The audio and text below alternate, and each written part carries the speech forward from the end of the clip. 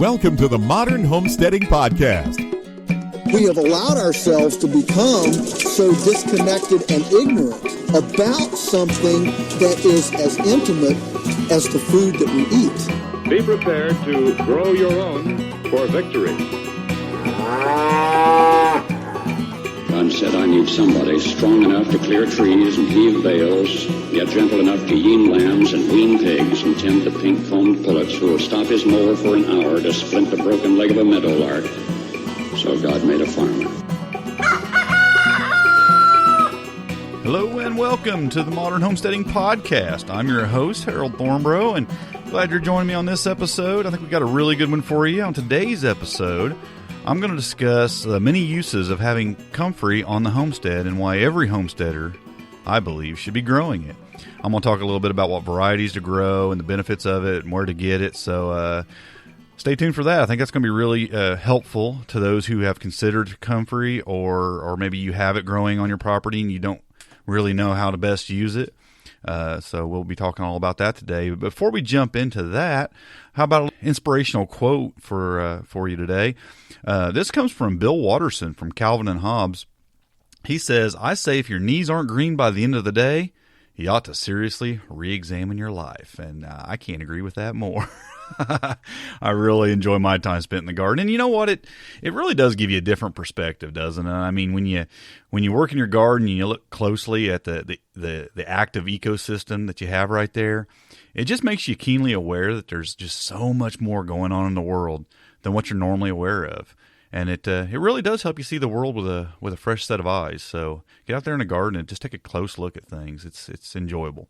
So anyway, how about some homestead updates? It's been 4 weeks since I did a podcast, and things have been really busy around here. I tried to do them more often than that, as you know, but time got away from me.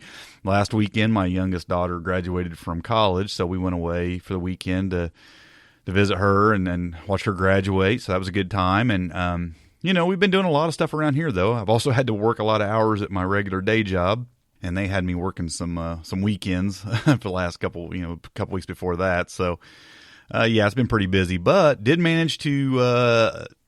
I purchased some Ladybugs and some praying mantises for the property here and turned them loose. And it was actually praying mantis egg sacs, and those hatched. I didn't see them hatch, but the egg sacs are empty where I put them, so they're out there somewhere running around. I have seen a lot of the ladybugs. I actually haven't seen the praying mantis around, but I have seen some ladybugs all over the garden, so they're sticking around doing their job. Hopefully the praying mantis, I'll start seeing them. They're just doing a good job of hiding, I guess. I don't know. But things are going really well here on the homestead. The garden's looking really good. The greenhouse is about empty with the vegetables I started from seed. I've been transplanting them all into the garden beds, and that's been going real well. So I'm off to bigger and better things with the greenhouse. I'm starting to propagate a few cuttings, and I've got some flowers going in there. And I did put the entire bottom on one side I turned into a fish tank, a little pond, so to speak, underneath the bottom shelf there, and I put a few goldfish in there, and I've actually got some pots setting in that water that I'm doing some wicking beds with. I put rocks on the bottom, and then I put some landscape fabric in between, and then the soil, and I'm just kind of just trying it out and just seeing how that would go, and it's working really well. I got some arugula going down there, and it's growing real good. I've got some celery, some spinach. I got a few things going down there, and it seems to be growing pretty good. So just a little experiment, trying to do something different. The other side on the bottom, underneath the shelves, I'm going to grow some tomatoes in there and just let them kind of fill up the one side of the greenhouse this time of the year when I'm not doing starting seeds in there and such. So that's going to work out real well. Also, we planted some new fruit trees here on the homestead. I put in 3 more pear trees and another, it's a delicious red apple. And so I'm excited about those. And that was actually like 3 weeks ago I put those in, and they're looking really good. You always have to be careful, especially when the temperatures start climbing pretty fast when you're planting new trees. And these are pretty good-sized trees, so you really want to water them heavy when you first put them in, and just make sure you get that depth right, and just pay special attention to them for the first few weeks, and they look like they're doing really well. There was the first week and a half that I planted them, the temperatures went way up, and it was mid 80s and really sunny and no rain, so I was really putting the water to them. But now the temperatures have dropped down just a little bit, and it's been raining for 2 or 3 days, kind of like a steady soft rain, and it's been really good for them, and it has made the garden blow up. And speaking of the garden, I guess it was a couple weeks ago now, we had a frost come through here and early in the morning, and I just wasn't paying attention to the temperatures and the frost warnings that much, and that I had like 3 things that got hit. I don't know why just those 3 things. It was landing in some parts of the yard, and it wasn't frosting in other parts. But my potatoes got hit real hard, and they looked dead. I mean, they really did. They laid down flat, and they turned brown, and they just didn't look good. And I thought, well, I lost my potatoes. But I had posted a picture in our Homestead Front Porch Facebook group. By the way, you should be part of the Homestead Front Porch group. If you're not, that is our official Facebook group for this podcast. Just search Homestead Front Porch on Facebook, and it's a closed group, but all you have to do to join is ask. We have like over 10,000 members in that group now. It's going really well. A lot of great folks in there, so be a part of that. But anyway, I had posted a picture of those potatoes, how the frost had got them, and said, well, I guess I lost my potato crop. I'm going to start over. And several people assured me, like, those things will come right back. Don't even worry about potatoes. And by golly, they were right. I posted a picture just this morning, and those things are just back 100% looking great. So frost doesn't seem to hurt the potatoes. I mean, they will kill the plant, but those plants just come right back up. So it's not nothing to worry about. However, my cucumbers and Kentucky pole beans weren't quite as lucky, but I wasn't as worried about those because I actually had other plants going good in the greenhouse, so I just replaced those with the ones out of the greenhouse. So that was fine. So it didn't hurt me a bit there. Everything else is looking really good. A lot of squash growing already. I've already been eating a lot of fresh strawberries. Lots of lettuce and spinach. Oh, I love the lettuce and the spinach is doing so good this year. And the kale is doing really good too. So we're having a lot of good greens to eat already. So we're starting off strong in the garden this year. I'm enjoying it. So hope your garden is going well also. And what I want to talk about today is Comfrey. And that's the great thing about Comfrey. It's a great fertilizer for your garden. And I have just done that. I have already done a complete chop down of some of my plants, my Comfrey plants, and I've scattered those leaves all around my garden beds and in some raised beds and in lots of places around some trees for fertilizer. And and it started growing back already. The stuff is just amazing. And I want to talk about that a little bit today. I want to talk about about Comfrey on the homestead. But before we jump into that, I also want to just talk about a couple articles I ran across. So I like to just share a couple articles every time on every podcast here recently. Just some relevant news, things I think can inspire you, give you a little inspiration, it can motivate you, or maybe just kind of let you know what's going on out there in the homesteading world. And I ran across a couple great articles. The first one's titled "Urban Farmer Turns Town Garden Plot into Permaculture Experience." And this article actually comes from ABC News out of Australia. And I just think Australia is so far ahead of the United States when it comes to permaculture and urban farming especially. And I'll read a little bit of this article, but I just think it's an inspiring article and something you might want to go check out and read and again, be inspired by. It starts out saying, whether you consider it an alternative way of living or a deeply traditional way of growing food, permaculture is making inroads in some unexpected places. Market Street, Mudgee, I guess is how you pronounce it, is typical of the average street in the average Australian rural town. Square brick houses, squared-off lawns surrounded by square garden beds and regimented shrubs.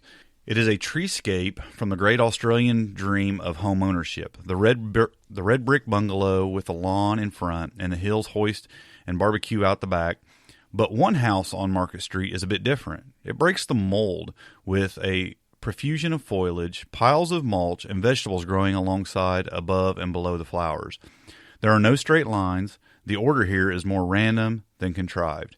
This is Christine Corner's own particular corner of Mudgee, her urban permaculture farm, which lives side by side in harmony with her more conventional neighbors. Permaculture is described as the development of agricultural ecosystems intended to be sustainable and self-sufficient.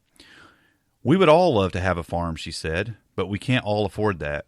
We don't all have time to do that, but you can pack a lot into a small yard, and that's what I'm trying to show people. Permaculture is about integrating the plants and also your lifestyle and your animals as well. During the past 6 months, Miss Corner has taken her garden from suburban residential to thriving small production system, with carefully designed complementary plantings to create the ideal growing conditions. I've always grown my own food. Ever since I was little, she said. My grandmother started me off doing that. Miss Corner bought her block in Mudgee 11 years ago when she moved from Sydney, but her focus on developing its productive capability is only relatively recent. Now, I'm not going to read the whole article here, but there's some good pictures of her garden, of her front yard and her backyard, and I think you should go read the article. And the reason I brought this article up, and I wanted to put a link to it in the show notes, is I do find it inspiring, and I also feel like so many people, including myself, are in this same situation. You've heard my story, if you listen to this podcast very long, about how I've just spent half my life waiting until I could get that perfect place to build a homestead. When what I didn't realize was you can build a homestead right where you're at. And I think so many people are waiting for that one day. And I say, start where you're at. Do what you can where you're at right now. And this lady's doing that. I'm doing that. So many are starting to do that. And they're making a real difference in their health. And they're making a difference in their communities as well. I see her being an inspiration to her neighbors. Here at ABC News is writing an article about her, so she's obviously inspiring a lot of people. She's making a difference, and she's encouraging people to, whether she even means to in every way or not, she's encouraging people to do the same. So I just think articles like that are really inspiring, and I like to read those kind of things. But I also ran across this article, and this one takes place in Detroit. The title is Detroit Urban Farming Plan Shifts to be more neighborly. Now, I'm going to read a little bit of this, and then I want to talk a second about it, because this one has a little bit of a different twist here, I think. Starts out saying, Glenn Jones would have liked to see new housing go up on the empty lot that abuts his property on Detroit's east side, maybe a new business that would bring jobs to the neighborhood. When he and other residents saw renderings of an 11-acre redevelopment project that would instead convert the vacant land into one of the city's first large-scale U-pick orchards featuring the Michigan apple, they balked. Though the nonprofit behind the urban agricultural project said it would employ some locals, Jones said that the plan did not set well with some. People were furious. They were talking about taking down several houses, says Jones, 53, from the front porch of his home that overlooks the vacant property. Others speculated that Wolverine Human Services, the youth services nonprofit, purchased the property through the Detroit Land Bank Authority's Community Partners Program, would force the young people in its care into free labor. Wolverine leaders listened and scaled down the 11 acres and has been reduced to less than a half an acre with 350 trees. The hope is that once neighbors see benefits, they'll embrace an expansion. The perception was that we had a completely realized vision for the land, and the community wouldn't have any say, said Greg Hoffman, Director of Community Relations at Wolverine Human Services. To reach a compromise, Wolverine organizers this year held a series of meetings asking residents what they wanted. What they heard? Housing, job training. Essentially a shot at revitalizing the neighborhood and seeing the same type of big investment happening in other parts of Detroit. Now, I think that's all great. This article goes on and on. I won't read the whole thing again. There'll be a link in the show notes for you to check out. But I find it interesting. First of all, I respect the Wolverine Human Services for making a compromise, because so many people just got frustrated by the attitudes of those that they're wanting to help, that they would have been just maybe gave up and went to someplace else. But they made a compromise. They said, okay, we won't do 11 acres. We're going to do a half acre. We're going to do what we can. We're going to try to make a difference. We're going to help you guys see that what we're here to do is not going to bring harm to this neighborhood. I respect them for that. But at the same time, I look at those neighbors and I go, wow, your community has suffered so much financial turmoil, and it's just such in a rundown state, and all these things are happening where jobs and loss and just the whole housing market collapse and just everything that's happened in the city of Detroit. It's just been such a rough time on the people. To see something like this one to come in, make a difference, It goes on to talk about how they want to use the produce, and I didn't read into this yet, but it says the orchard will feature a green space area for picnics, a pathway for walking and biking. Residents will be able to sign up for membership to use a 2,100 square foot hoop house for year-round gardening. A weekly farmers market during the summer months will allow those gardeners to sell their produce, and any excess crops will be used at Wolverine's Soup Kitchen, which is across the street from the site, in which the nonprofit wants to renovate for use as a commercial space. I mean, they're wanting to do a lot of good in this neighborhood, and it seems like the folks in the neighborhood are fighting against it. So I don't know. I don't know the whole story. You're reading one article and you say, it'd be easy to come against the neighbors there because you don't know the whole situation. But I am glad to see that they reached a compromise. There is going to be a half acre put in, 350 trees going in, a hoop house for community gardening. I love to see these things. And I just hope more people and more cities will get on board and do what they can to make a real difference in their communities. And I hope this turns out to be everything that it could be. And I think it's a good article. There's a lot more in that article. Again, if you want to read it, go to the show notes. And by the way, the show notes for this episode can be found at smalltownhomestead.com/62. So go check out the show notes, find the links, and look at those articles. I think they're really worth reading. And maybe you have a different opinion on them, and you can maybe jump in the comments and share your opinion on these articles. I think they're interesting reads, and both are making a positive difference, but one's getting some pushback that surprises me just a little bit. So, again, I don't know the whole story, so I try to be fair as I can when I'm reading things like that, knowing that there may be things behind the scenes you don't know about, so we don't get everything in a blog post. So taking that into consideration from what I see, it looks like a lot of good could be done from this in the community. Well, let's jump on into our main topic for today, and that is we're going to talk all about comfrey on the homestead. What is comfrey? Maybe you're not familiar with it. Well, comfrey is a perennial herb, most commonly known for its qualities as a fertilizer and as an herbal medicine. Comfrey is known as a dynamic accumulator, and what that means is because of its long tap roots, it has the ability to pull nutrients from deep in the soil up into its leaves. Now, there's several varieties of comfrey, and this is where even me, at one time I was pretty confused about, okay, what varieties of comfrey do I want on my homestead? And I've had some other people ask me this question, so let's talk a little bit about varieties. There is what's called a common comfrey, and it's a perennial. It's native to Europe. It's a 3-foot tall plant, including the flower stalk. It has been used medicinally for thousands of years by many different cultures. But it can be somewhat invasive because it has viable seeds and it spreads them real easy. The roots on these, however, are not invasive. True comfrey seeds, they germinate really quickly, especially on wet soil. So common comfrey, it can be an invasive plant to have on a homestead. But what most folks who practice permaculture or homesteaders would recommend would be a Russian variety of comfrey. Now, these are a cross, the Russian varieties are, between common comfrey and rough comfrey. And it grows to about 4 foot tall, including the flower stalk.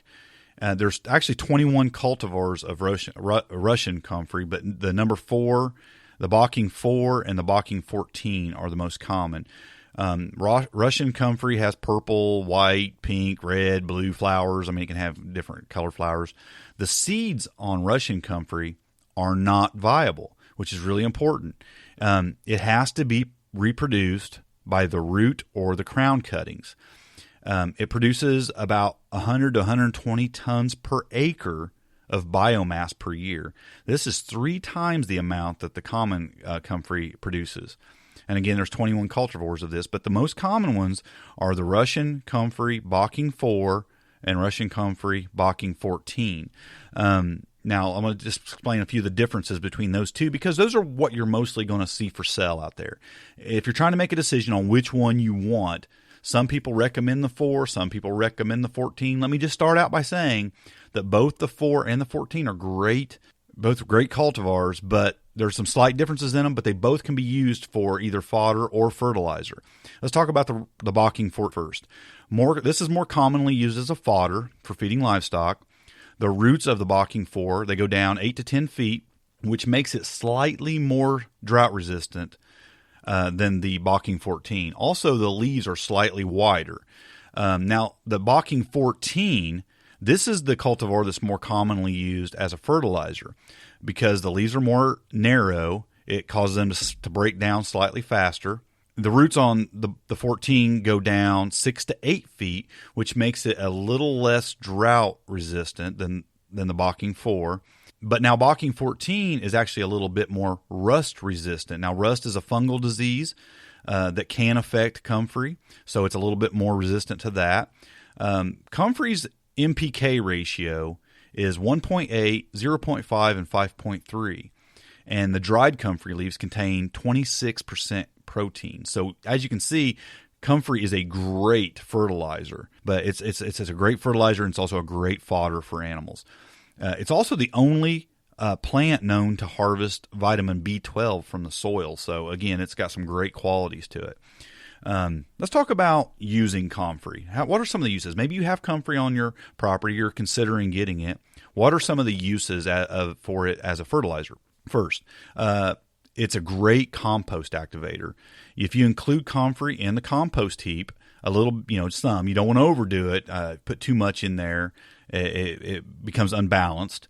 But if you put a little in there, it helps to activate the pile because it adds nitrogen and it helps to heat the heap. It shouldn't be added in quantity because it actually breaks down into a dark, sludgy liquid.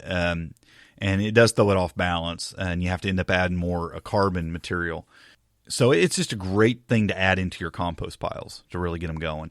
It makes a fantastic compost tea. How you do this is you take just a wad of leaves on maybe a 5-gallon bucket or a bigger trough or something, and you just submerge a bunch of leaves down in the water. I like to use rainwater. That way you don't have, if you live in a city or whatever, you don't have that problem.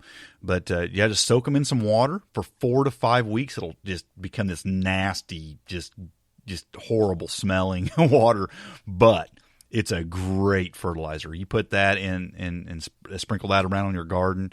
It's just a fantastic compost tea for your garden. A great fertilizer. One of the methods I use around here most commonly is just chop and drop. I just take a layer of comfrey leaves and I place them around a crop, and it'll just slowly break down and it'll release the plant nutrients. Now, I've heard that you want to avoid using the flowering stems around your plants and stuff because they can actually take root and start growing comfrey in your garden. Now, I've never had this happen, and I have chopped down. I chop down the entire plant, and I'll just spread stems and flowers, and I'll put it all around everything. But I'm just warning you that there are folks that say don't do that because they can take root.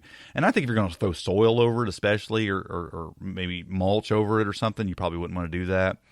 Laying on top, it seems to dry out, and that's the thing about comfrey. It dries out really fast, and a couple days it's brown, and so I just not had that problem, but just a warning that evidently that can be a problem.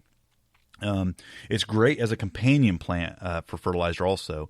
There are actually soil tests that confirm that when comfrey is planted alongside other plants, and especially other perennials and trees, that soil nutrients will actually increase. So it's a great plant to just interplant within your garden or around trees or around other plants. So just keep that in mind, that it's great just like that. And again, it makes the chop and drop even easier if you use that method when you're fertilizing your garden, which I do a lot of that. That's mostly what I use my fertilizer for, or my comfrey for, but it's not the only thing I use it for.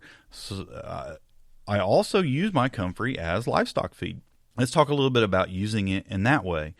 Russian comfrey can produce, like I said earlier, 100 to 120 tons per acre of leaf biomass per year. This is about 12.4 tons of dried comfrey leaf per acre. As a comparison, if you want to compare that to alfalfa, it yields about 18 tons per acre. So it's less than alfalfa, but you're talking about a perennial that you never have to replant. It's going to keep coming back and keep coming back. Corn produces about 25 tons per acre before it's dried. And pasture grass is about 25 tons an acre. Again, it's way less than those, but it's a perennial that you plant once. So it has its benefits as a livestock feed. And it can be done in different ways. You can. There are people who plant it all over a field, and they do grazing over it. And you don't want to overgraze it though, because it can kill it. But again, it can be used that way, or you can just pick it and dry it and add it to and add it as our feed. The protein amount in dried comfrey is 20 to 30%. Now, as a comparison, most beans are around, or legumes are around 8 to 9%, and soybeans are around 17%. So you're talking a really high protein amount here for your animals, which is why I love to feed it to my rabbits. I love to feed it to quail and chickens. They love it. Now, I first got my quail, they wouldn't eat it at first, and for whatever reason, they got older.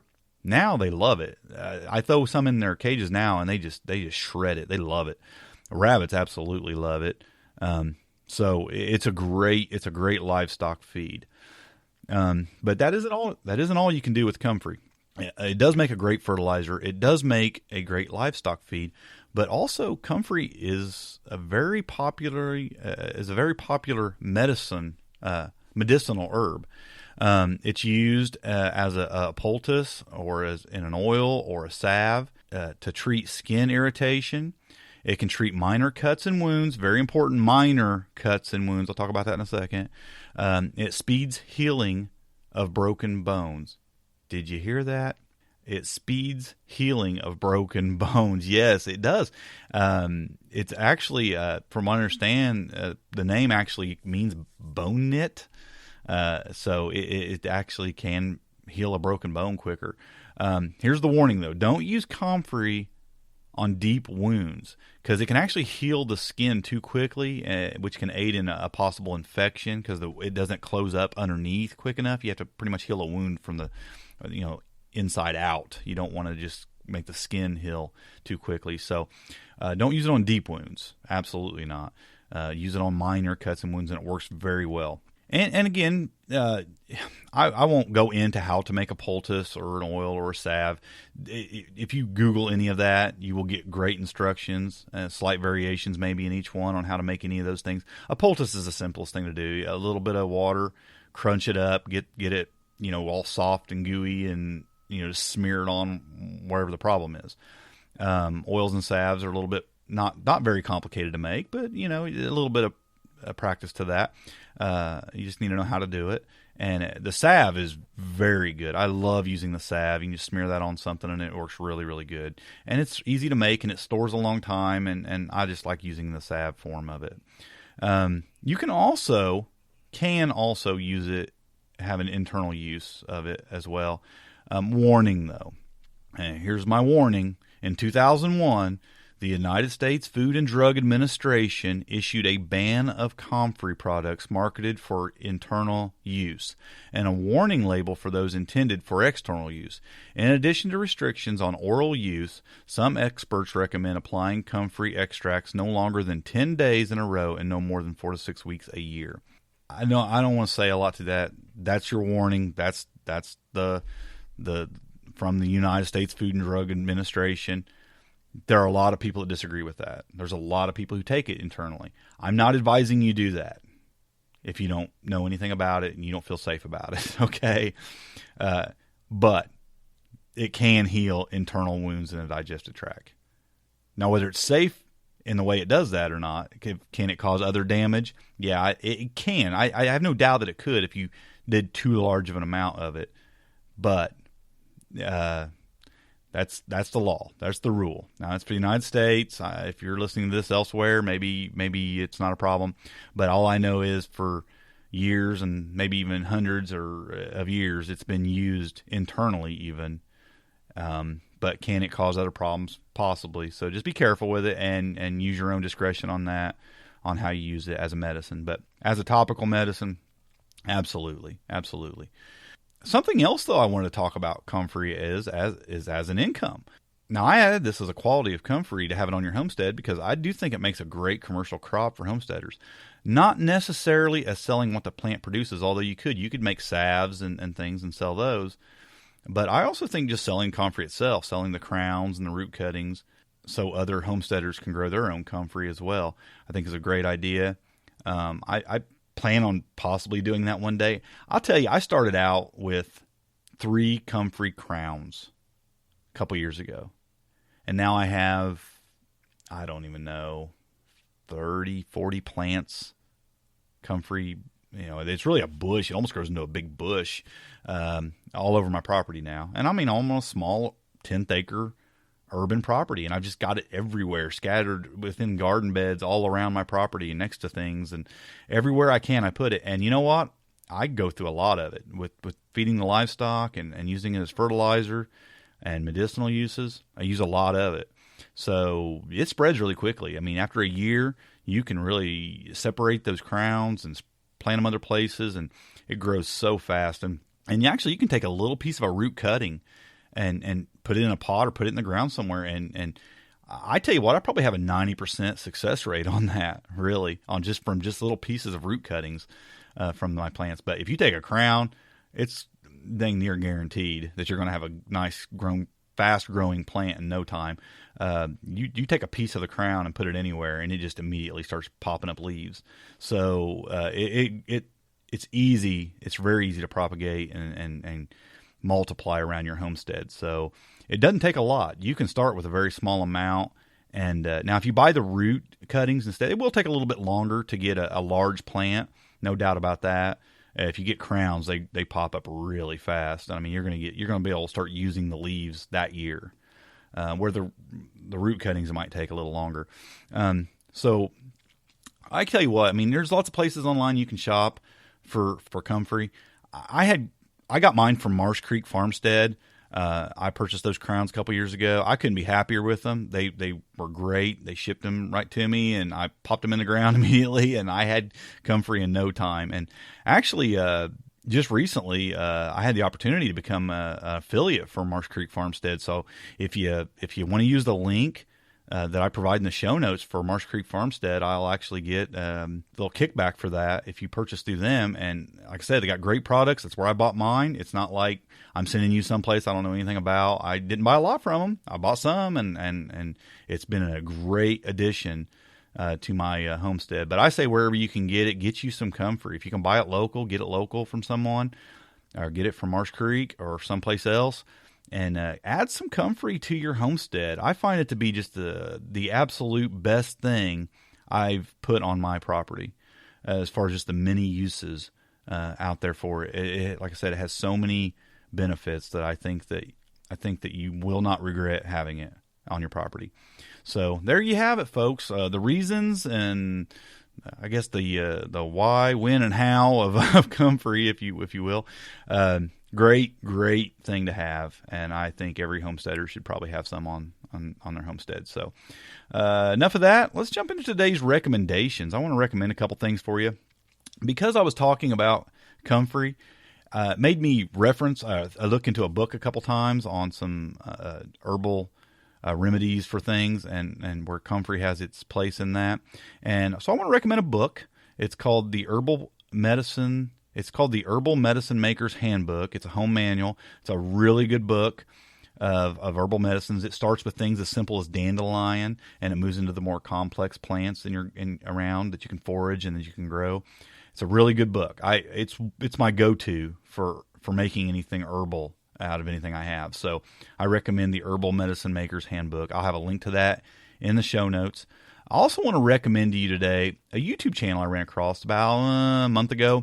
And it's Morrig Gamble, and it's Our Permaculture Life. And actually, she just did a couple videos a couple weeks ago on Comfrey, on spreading it around and using it and make fertilizer and things like that. So she's doing a lot of neat stuff. She has a lot of great videos. Great YouTube channel. Check it out. Have a link in the show notes for that as well. Thank you to all of you who make this podcast easier to pay for, enable me to do it and it not be a burden financially on me. Rather, there's some of you who support through Patreon. I'm hoping to do more with the Patreon. I haven't been doing a lot with it. I don't have a lot of folks that are giving to me there. 4 of you, I think, at this time, and I'm hoping more is coming your way as far as what I'm offering there on Patreon. Try to be a little bit better about that.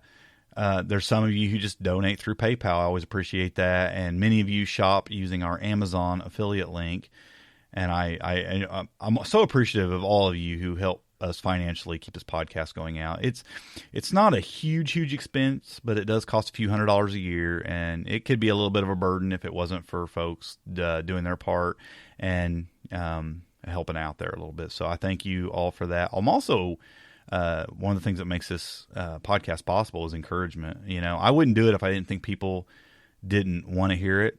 So anytime I get a iTunes review or a comment from somebody or an email or anything saying that you appreciate the podcast or that you're enjoying the podcast, it means a lot to me, and it does encourage me to keep doing it. So, I appreciate your iTunes review. So if you haven't left an iTunes review before, go ahead and do that. I always appreciate those, and it does help others decide whether they're going to listen to this podcast or not by reading great reviews on a podcast. So thank you for that. Thank you for the encouraging emails.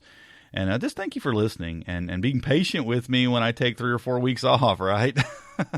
Occasionally it does happen. I'll miss an episode here and there, and sometimes I take a longer break. So try to get them out when I can. There are a million things I can talk about on the homestead, and I need to do a better job about trying to get those out. But hey, life is busy, and it's not getting any easier the older I get. It seems to be getting busier and busier at times. So squeeze them out when I can, hopefully every week, but sometimes 2 or 3 weeks before I get one out. Appreciate you listening, and until the next episode, happy homesteading, and God bless. Thanks for listening. To see the show notes for this podcast or listen to other podcast episodes, go to smalltownhomestead.com. There you can also read our blog, connect with us on Facebook, Twitter, and Google+, and take advantage of the many resources we make available to help you along in your homesteading journey.